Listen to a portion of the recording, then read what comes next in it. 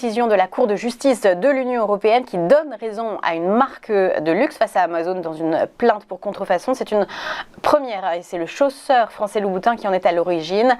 Louboutin reproche à Amazon de mettre en ligne des produits contrefaits proposés par des vendeurs tiers. Amazon peut être condamné pour contrefaçon selon l'institution car il ne permet pas aux consommateurs d'identifier clairement que le produit n'est pas vendu par sa plateforme. Une décision qui pourrait faire jurisprudence alors que jusqu'à présent aucune de ces plateformes de e-commerce n'avait été mise en cause.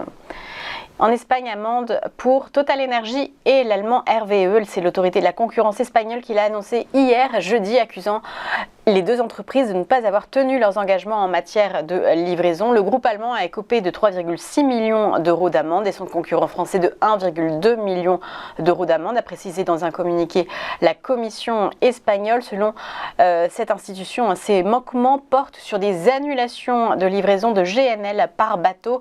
En juin 2021, l'Espagne possède 6 terminaux méthaniers, c'est la plus grande capacité d'Europe.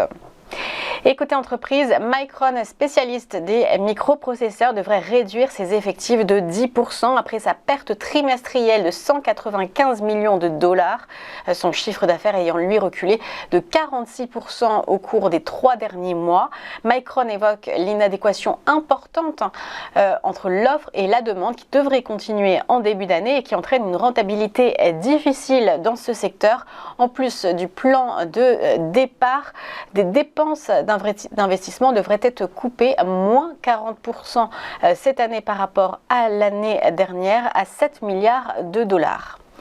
Et du côté des marchés financiers, la bourse de Paris a perdu hier 0,9%, terminé en 6517 points. Wall Street faisait aussi grise mine après le relèvement du chiffre de croissance pour le troisième trimestre. Le Dow Jones a perdu 1%, le S&P était en baisse de 1,4%, tandis que le Nasdaq lui perdait plus de 2,1%. Et ce matin, le Nikkei est encore à la baisse, il perd 1%. A tout de suite pour le ChronoCAC.